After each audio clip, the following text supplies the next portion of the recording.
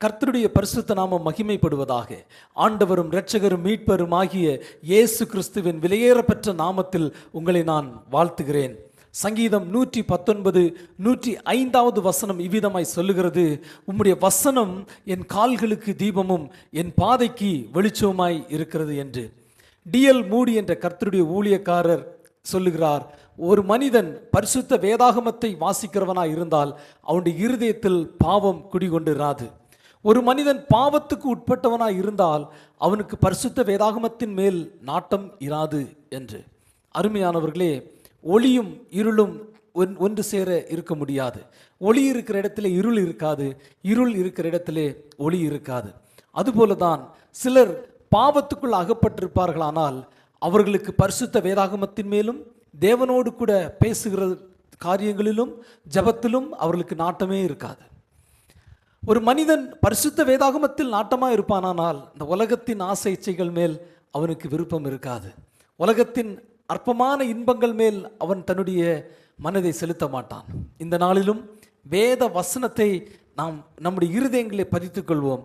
அந்த வேத வசனங்களுக்கு நம்முடைய இருதயத்தில் முக்கியமான ஸ்தானத்தை கொடுப்போம். அந்த வேத வசனங்கள் நம்முடைய வாழ்க்கையை பாவமில்லாத ஒரு வாழ்க்கையாய், ஒரு பரிசுத்தமான ஒரு வாழ்க்கையாய் இந்த வேத வசனங்கள் நம்முடைய வாழ்க்கையை மாற்றும். இந்த நாள் வாசிக்க வேண்டிய வேத பகுதி யோவான் எழுதின சுவிசேஷம் 5வது அதிகாரம் முதல் 7வது அதிகாரம் வரை நாம் சேர்ந்து நாம் வாசிக்க போகிறோம். என்னோடு கூட திருப்பிக் கொள்ளுங்கள். யோவான் எழுதின சுவிசேஷம் அதிகாரம் 5. இவைகளுக்கு பின்பு யூதருடைய பண்டிகை ஒன்று வந்தது. அப்பொழுது இயேசு எருசலேமுக்கு போனார். எபிரேய பாஷையிலே பெதஸ்தா என்னப்பட்ட ஒரு குளம் எருசலேமில் ஆட்டு வாசலின் அருகே இருக்கிறது. அதற்கு 5 மண்டபங்கள் உண்டு. அவைகளிலே குருடர், சப்பானிகள், சூம்பின உறுப்புடையவர்கள் முதலான வியாதிக்காரர் அநேகர் படுத்திருந்து தண்ணீர் எப்பொழுது கலங்கும் என்று காத்து கொண்டிருப்பார்கள். ஏனெனில் சில சமயங்களில் தேவதூதன் ஒருவன் அந்த குளத்தில் இறங்கி தண்ணீரை கலக்குவான். தண்ணீர் கலங்கின பின்பு யார் முந்தி அதில் இறங்குவானோ அவன் எப்பேற்பட்ட வியாதியஸ்தனாய் இருந்தாலும் சொஸ்தமாவான்.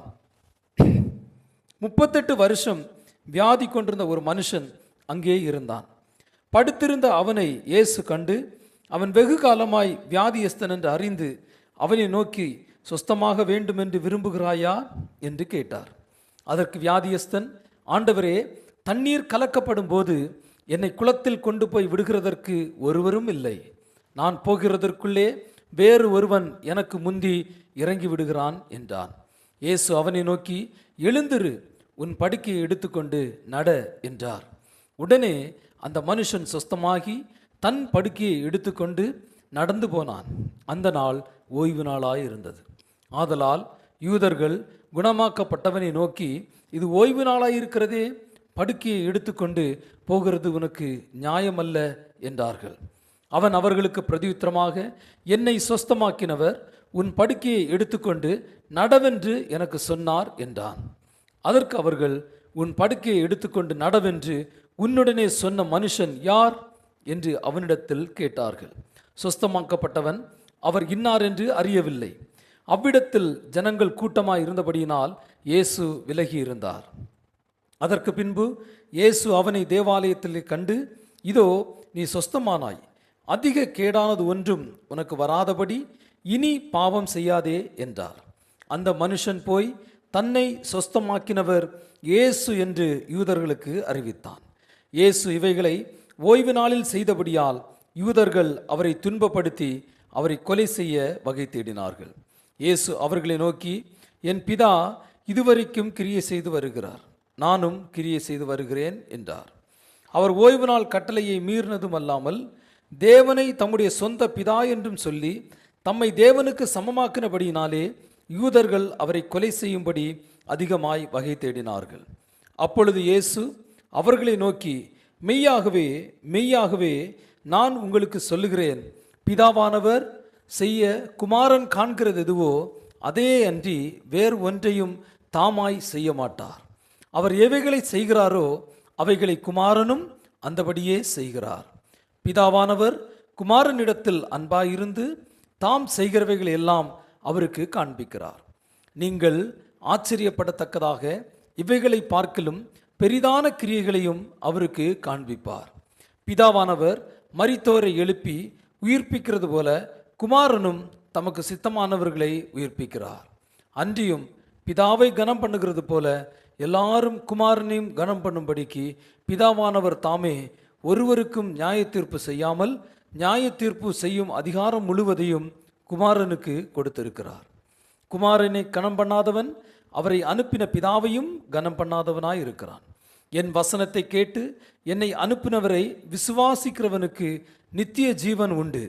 அவன் ஆக்கினை தீர்ப்புக்கு உட்படாமல் மரணத்தை விட்டு நீங்கி ஜீவனுக்கு உட்பட்டிருக்கிறான் என்று மெய்யாகவே மெய்யாகவே உங்களுக்கு சொல்லுகிறேன்.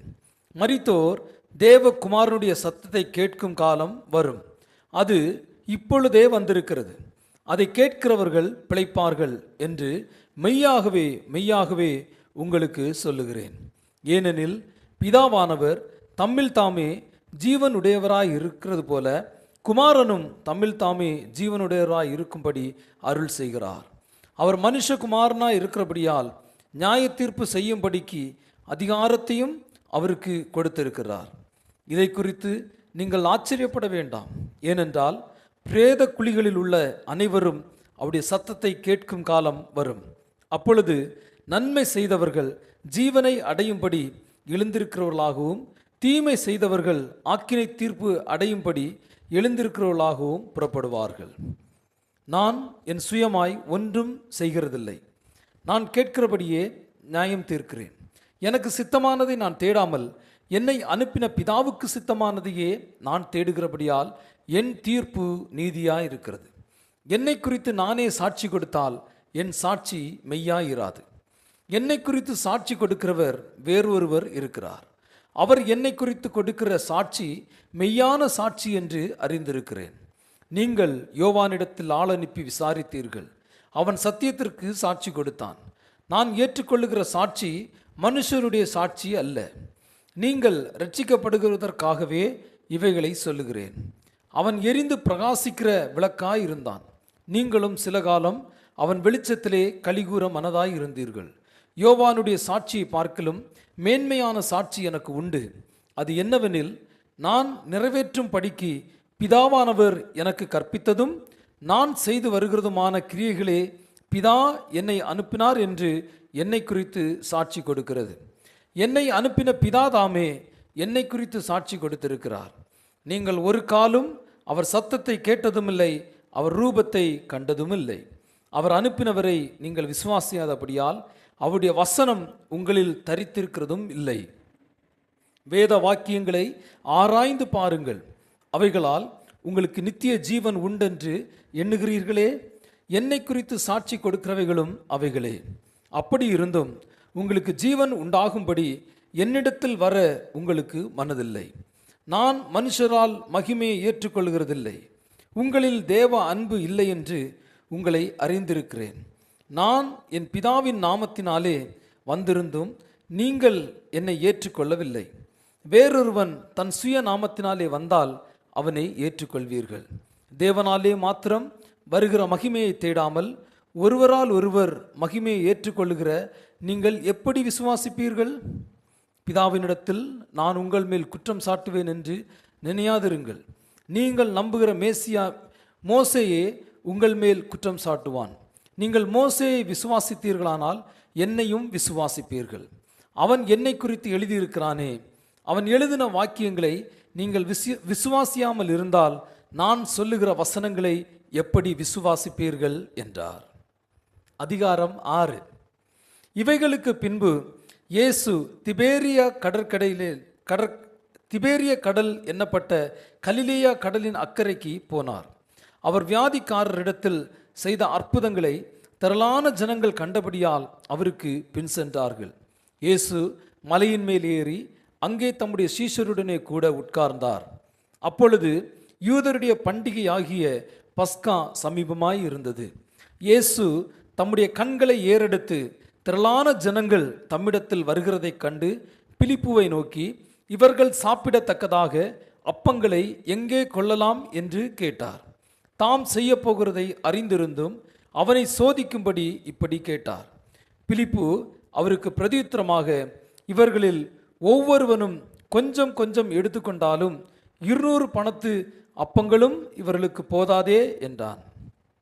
அப்பொழுது அவருடைய சீஷரில் ஒருவனும் சீமோன் பேதுருவின் சகோதரனுமாகிய அந்திரேயா அவரை நோக்கி, இங்கே ஒரு பையன் இருக்கிறான், அவன் கையில் 5 வாற்கோதுமை அப்பங்களும் 2 மீன்களும் உண்டு, ஆனாலும் அவைகள் இத்தனை ஜனங்களுக்கு எம்மாத்திரம் என்றான். இயேசு ஜனங்களை உட்கார வையுங்கள் என்றார். அந்த இடம் மிகுந்த புல்லுள்ளதாய் இருந்தது. பந்தியிருந்த புருஷர்கள் ஏறக்குறைய 5000 பேராய் இருந்தார்கள். இயேசு அந்த அப்பங்களை எடுத்து ஸ்தோத்திரம் பண்ணி சீஷர்களிடத்தில் கொடுத்தார். சீஷர்கள் பந்தியிருந்தவர்களுக்கு கொடுத்தார்கள். அப்படியே மீன்களையும் அவர் எடுத்து அவர்களுக்கு வேண்டிய மட்டும் கொடுத்தார்.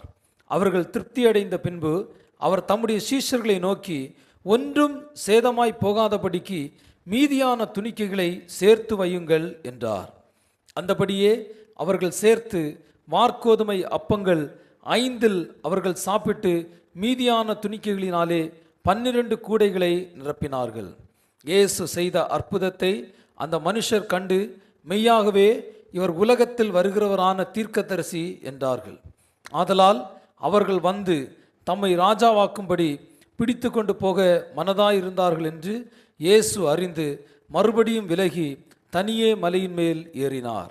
சாயங்காலமான போது அவருடைய சீஷர்கள் கடற்கரைக்கு போய் படவில் ஏறி கடலின் அக்கறையில் உள்ள கப்பர்நகூமுக்கு நேராய் போனார்கள். அப்பொழுது இருட்டாய் இருந்தது. இயேசுவும் அவர்களிடத்தில் வராதிருந்தார். பெருங்காற்று அடித்தபடியினாலே கடல் கொந்தளித்தது. அவர்கள் ஏறக்குறைய 3-4 மைல் தூரம் தண்டு வலித்து போன பொழுது இயேசு கடலின் மேல் நடந்து படவுக்கு சமீபமாய் வருகிறதைக் கண்டு பயந்தார்கள். அவர்களை அவர் நோக்கி, நான் தான், பயப்படாதிருங்கள் என்றார்.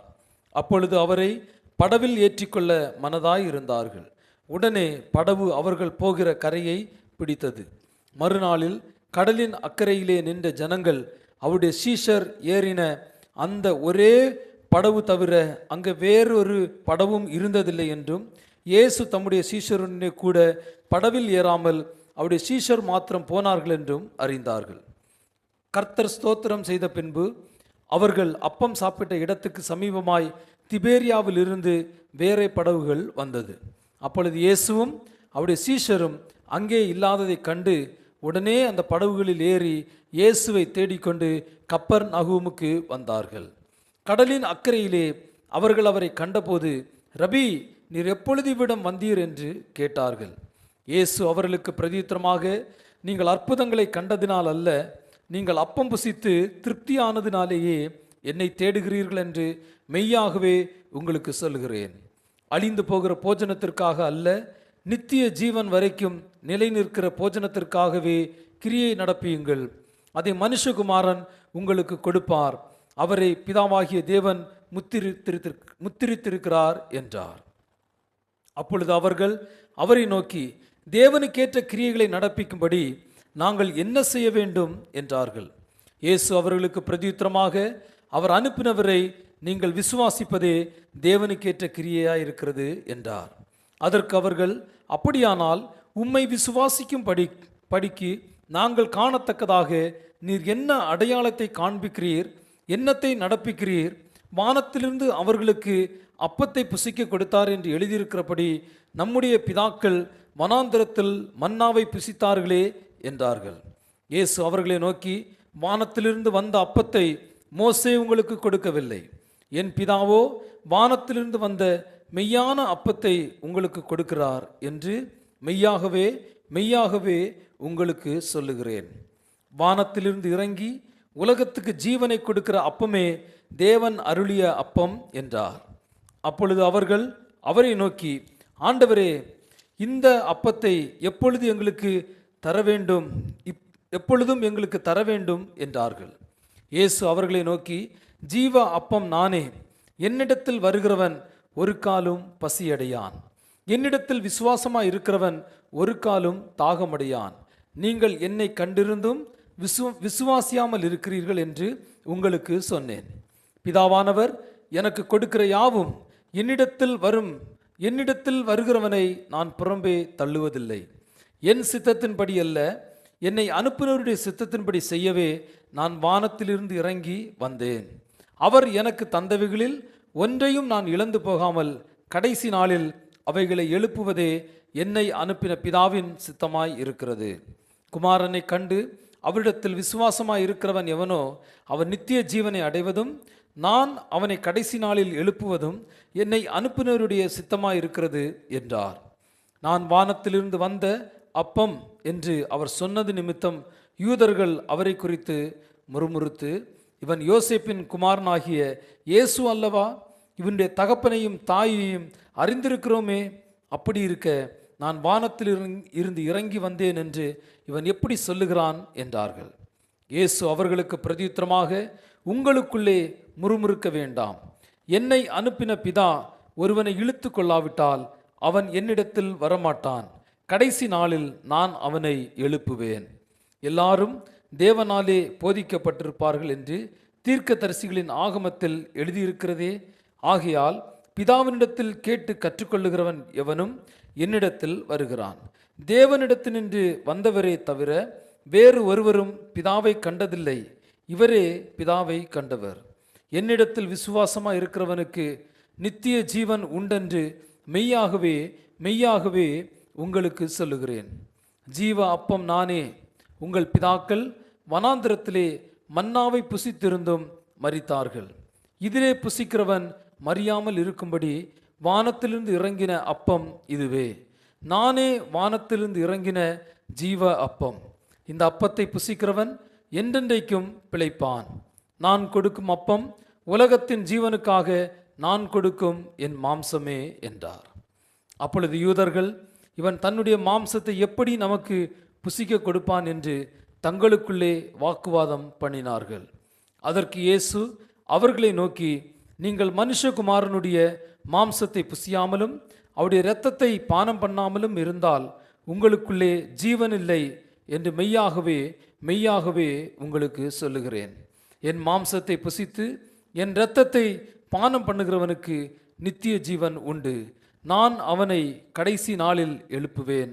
என் மாம்சம் மெய்யான போஜனமாய் இருக்கிறது, என் இரத்தம் மெய்யான பானமாய் இருக்கிறது. என் மாம்சத்தை புசித்து என் இரத்தத்தை பானம் பண்ணுகிறவன் என்னிலே நிலைத்திருக்கிறான், நானும் அவனிலே நிலைத்திருக்கிறேன். ஜீவனுள்ள பிதா என்னை அனுப்பினது போலவும் நான் பிதாவினால் பிழைத்திருக்கிறது போலவும் என்னை புசிக்கிறவனும் என்னாலே பிழைப்பான். வானத்திலிருந்து இறங்கின அப்பம் இதுவே. இது உங்கள் பிதாக்கள் புசித்த மன்னாவை போலல்ல. அவர்கள் மரித்தார்களே. இந்த அப்பத்தை புசிக்கிறவனோ என்றென்றைக்கும் பிழைப்பான் என்றார். கப்பர் நகூமில் உள்ள ஜப ஆலயத்திலே அவர் உபதேசிக்கையில் இவைகளை சொன்னார். அவருடைய சீஷரில் அநேகர் இவைகளை கேட்ட பொழுது, இது கடினமான உபதேசம், யார் இதை கேட்பார்கள் என்றார்கள். சீஷர்கள் அதை குறித்து முறுமுறுக்கிறார்கள் என்று இயேசு தமக்குள்ளே அறிந்து அவர்களை நோக்கி, இது உங்களுக்கு இடரலாய் இருக்கிறதோ? மனுஷகுமாரன் தாம் முன்னிருந்த இடத்திற்கு ஏறி போகிறதை நீங்கள் காண்பீர்களானால் எப்படி இருக்கும்? ஆவியே உயிர்ப்பிக்கிறது, மாம்சமானது ஒன்றுக்கும் உதவாது. நான் உங்களுக்கு சொல்லுகிற வசனங்கள் ஆவியாயும் ஜீவனாயும் இருக்கிறது. ஆகிலும் உங்களில் விசுவாசியாதவர்கள் சிலர் உண்டு என்றார். விசுவாசியாதவர்கள் இன்னாரென்றும் தம்மை காட்டிக் கொடுப்பவன் இன்னாரென்றும் ஆதி முதலாக இயேசு அறிந்திருந்தபடியால் அவர் பின்னும், ஒருவன் என் பிதாவின் அருளை பெறாவிட்டால் என்னிடத்திற்கு வரமாட்டான் என்று இது நிமித்தமே உங்களுக்கு சொன்னேன் என்றார். அது முதல் அவருடைய சீஷரில் அநேகர் அவருடனே கூட நடவாமல் பின்வாங்கி போனார்கள்.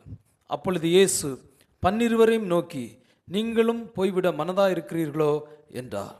சீமோன் பேதுரு அவருக்கு பிரதியுத்தரமாக, ஆண்டவரே, யாரிடத்தில் போவோம்? நித்திய ஜீவ வசனங்கள் உம்மிடத்தில் உண்டே. நீர் ஜீவனுள்ள தேவனுடைய குமாரனாகிய கிறிஸ்து என்று நாங்கள் விசுவாசித்தும் அறிந்தும் இருக்கிறோம் என்றான்.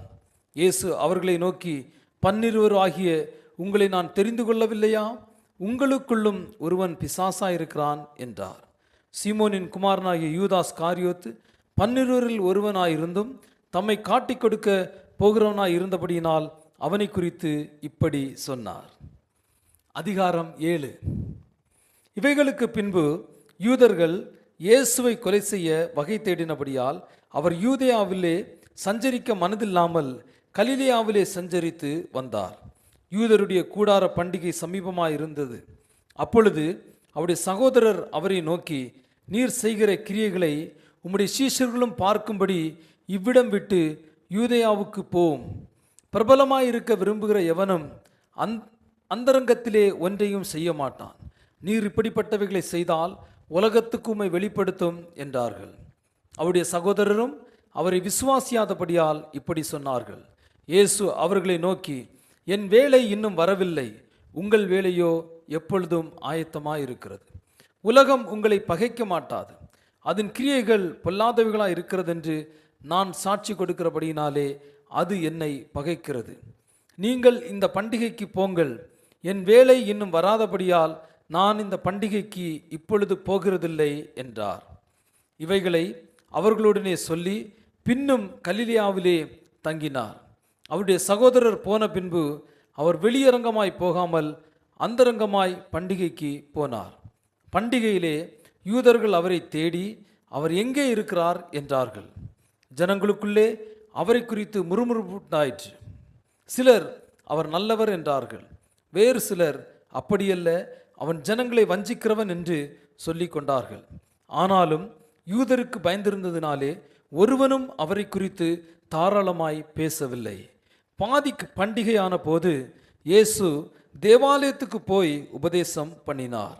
அப்பொழுது யூதர்கள் இவர் கல்லாதவராய் இருந்தும் வேத எழுத்துக்களை எப்படி அறிந்திருக்கிறார் என்று ஆச்சரியப்பட்டார்கள். இயேசு அவர்களுக்கு பிரதியுத்தரமாக, என் உபதேசம் என்னுடையதாய் இராமல் என்னை அனுப்பினவருடையதாய் இருக்கிறது. அவருடைய சித்தத்தின்படி செய்ய மனதுள்ளவன் எவனோ அவன் இந்த உபதேசம் தேவனால் உண்டாயிருக்கிறதோ நான் சுயமாய் பேசுகிறேனோ என்று அறிந்து கொள்வான். சுயமாய் பேசுகிறவன் தன் சுய மகிமையை தேடுகிறான். தன்னை அனுப்பினவரின் மகிமையை தேடுகிறவனோ உண்மை உள்ளவனாய் இருக்கிறான், அவனிடத்தில் அநீதி இல்லை. மோசே நியாயப்பிரமாணத்தை உங்களுக்கு கொடுக்கவில்லையா? அப்படி இருந்தும் உங்களில் ஒருவனும் அந்த நியாயப்பிரமாணத்தின்படி நடக்கிறதில்லை. நீங்கள் என்னை கொலை செய்ய தேடுகிறீர்கள் என்றார். ஜனங்கள் அவருக்கு பிரதியுத்தரமாக, நீ பிசாசு பிடித்தவன், உன்னை கொலை செய்ய தேடுகிறவன் யார் என்றார்கள். இயேசு அவர்களை நோக்கி, ஒரே கிரியையை செய்தேன், அதை குறித்து எல்லாரும் ஆச்சரியப்படுகிறீர்கள். விருத்த சேதனம் மோசேனால் உண்டாகாமல் பிதாக்களால் உண்டாயிற்று. பின்பு மோசே அதை உங்களுக்கு நியமித்தான். நீங்கள் ஓய்வு நாளிலும் மனுஷனை விருத்த சேதனம் பண்ணுகிறீர்கள். மோசேயின் நியாயப்பிரமாணம் மீறப்படாதபடிக்கு ஓய்வு நாளிலே மனுஷன் விருத்த சேதனம் பெறலாம் என்றால், நான் ஓய்வு நாளில் ஒரு மனுஷனை முழுவதும் சுத்தமாக்கினதினாலே என்மேல் எரிச்சலாயிருக்கலாமோ? தோற்றத்தின்படி தீர்ப்பு செய்யாமல் நீதியின்படி தீர்ப்பு செய்யுங்கள் என்றார். அப்பொழுது எருசலேம் நகரத்தாரில் சிலர், இவனை அல்லவா கொலை செய்ய தேடுகிறார்கள், இதோ இவன் தாராளமாய் பேசுகிறானே, ஒருவரும் இவனுக்கு ஒன்றும் சொல்லுகிறதில்லையே, மெய்யாய் இவன் கிறிஸ்துதான் என்று அதிகாரிகள் நிச்சயமாய் அறிந்திருக்கிறார்களோ? இவன் இன்ன இடத்திலிருந்து வந்தவன் என்று நாம் அறிந்திருக்கிறோம். கிறிஸ்து வரும்போதோ அவர் இன்ன இடத்திலிருந்து வருகிறவன் என்று ஒருவனும் அறிய மாட்டானே என்றார்கள். அப்பொழுது இயேசு தேவாலயத்தில் உபதேசிக்கையில் சத்தமிட்டு, நீங்கள் என்னை அறிவீர்கள், நான் எங்கே இருந்து வந்தேன் என்றும் அறிவீர்கள். நான் என் சுயமாய் வரவில்லை, என்னை அனுப்பினவர் சத்தியமுள்ளவர், அவரை நீங்கள் அறியாதிருக்கிறீர்கள். நான் அவரால் வந்திருக்கிறபடியினாலும் அவர் என்னை அனுப்பியிருக்கிறபடியினாலும் நானே அவரை அறிந்திருக்கிறேன் என்றார். அப்பொழுது அவரை பிடிக்க வகை தேடினார்கள். ஆனாலும் அவருடைய வேலை இன்னும் வராதபடியினால் ஒருவனும் அவர் மேல் கைபோடவில்லை. ஜனங்களில் அநேகர் அவரை விசுவாசித்து, கிறிஸ்து வரும்போது இவர் செய்கிற அற்புதங்களை பார்க்கிலும் அதிகம் செய்வாரோ என்றார்கள். ஜனங்கள் அவரை குறித்து இப்படி முறுமுறுக்கிறதை பரிசேயர் கேட்டபொழுது அவரை பிடித்து கொண்டு வரும்படிக்கு பரிசேயரும் பிரதான ஆசாரியரும் சேவகரை அனுப்பினார்கள். அப்பொழுது இயேசு அவர்களை நோக்கி, இன்னும் கொஞ்ச காலம் நான் உங்களுடனே கூட இருந்து பின்பு என்னை அனுப்பினரிடத்திற்கு போகிறேன். நீங்கள் என்னை தேடுவீர்கள், ஆனாலும் என்னை காண மாட்டீர்கள். நான் இருக்கும் இடத்திற்கு நீங்கள் வரவும் கூடாது என்றார். அப்பொழுது யூதர்கள், இவரை நாம் காணாதபடிக்கு எங்கே போவார்? கிரேக்கருக்குள்ளே சிதறி இருக்கிறவர்களிடத்திற்கு போய் கிரேக்கருக்கு உபதேசம் பண்ணுவாரோ? நீங்கள் என்னை தேடுவீர்கள், ஆனாலும் என்னை காண மாட்டீர்கள் என்றும், நான் இருக்கும் இடத்துக்கு நீங்கள் வரக்கூடாது என்றும் இவர் சொன்ன வார்த்தையின் கருத்து என்னவென்று தங்களுக்குள்ளே சொல்லிக் கொண்டார்கள். பண்டிகையின் கடைசி நாள் ஆகிய பிரதான நாளிலே இயேசு நின்று சத்தமிட்டு, ஒருவன் தாகமாயிருந்தால் என்னிடத்தில் வந்து பானம் பண்ண கடவன். வேத வாக்கியம் சொல்லுகிறபடி என்னிடத்தில் விசுவாசமாய் இருக்கிறவன் எவனோ அவன் உள்ளத்திலிருந்து ஜீவ தண்ணீருள்ள நதிகள் ஓடும் என்றார். தம்மை விசுவாசிக்கிறவர்கள் அடைய போகிற ஆவியை குறித்து இப்படி சொன்னார். இயேசு இன்னும் மகிமைப்படாதிருந்தபடியினாலே பரிசுத்த ஆவி இன்னும் அருளப்படவில்லை. ஜனங்களில் அநேகர் இந்த வசனத்தை கேட்ட பொழுது, மெய்யாகவே இவர் தீர்க்கதரிசியானவர் என்றார்கள். வேறு சிலர், இவர் கிறிஸ்து என்றார்கள். வேறு சிலர், கிறிஸ்து கலிலேயாவில் இருந்தா வருவார்? தாவீதின் சந்ததியிலும் தாவீது இருந்த பெத்லகேம் ஊரிலும் இருந்து கிறிஸ்து வருவார் என்று வேத வாக்கியம் சொல்லவில்லையா என்றார்கள். இவ்விதமாக அவரை குறித்து ஜனங்களுக்குள்ளே பிரிவினை உண்டாயிற்று. அவர்களில் சிலர் அவரை பிடிக்க மனதாயிருந்தார்கள், ஆகிலும் ஒருவனும் அவர் மேல் கை போடவில்லை. பின்பு அந்த சேவகர் பிரதான ஆசாரியரிடத்திற்கும் பரிசேயரிடத்திற்கும் திரும்பி வந்தார்கள். இவர்கள் அவர்களை நோக்கி, நீங்கள் அவனை ஏன் கொண்டு வரவில்லை என்று கேட்டார்கள். சேவகர் பிரதியுத்தரமாக, அந்த மனுஷன் பேசுகிறது போல ஒருவனும் ஒரு காலும் பேசினதில்லை என்றார்கள். அப்பொழுது பரிசேயர், நீங்களும் வஞ்சிக்கப்பட்டீர்களா? அதிகாரிகளாவது பரிசேயர்களாவது யாதாம் ஒருவர் அவனை விசுவாசித்ததுண்டா? வேதத்தை அறியாதவர்களாகிய இந்த ஜனங்கள் சபிக்கப்பட்டவர்கள் என்றார்கள். ராத்திரியிலே அவரிடத்திற்கு வந்தவனும் அவர்களில் ஒருவனும் ஆகிய நிக்கதோமு என்பவன் அவர்களை நோக்கி, ஒரு மனுஷன் சொல்வதை கேட்டு அவன் செய்கைகளை அறிகிறதற்கு முன்னே அவனை ஆக்கினைக்குட்படுத்தலாம் என்று நம்முடைய நியாயப்பிரமாணம் சொல்லுகிறதா என்றான். அதற்கு அவர்கள், நீரும் கலிலேயனோ? கலிலேயாவிலிருந்து ஒரு தீர்க்கதரிசியும் எழும்புகிறதில்லை என்பதை ஆராய்ந்து பாரும் என்றார்கள். பின்பு அவரவர் தங்கள் தங்கள் வீட்டுக்கு போனார்கள். இத்துடன் இந்த நாள் வாசிக்க வேண்டிய வேத பகுதி வாசித்து நிறைவடைந்து விட்டது. மீண்டும் உங்களை அடுத்த நிகழ்ச்சியில் சந்திக்கிறேன். சந்திக்கும் வரை தேவனுடைய கிருபை உங்கள் அனைவரோடும் கூட இருப்பதாக. God bless you.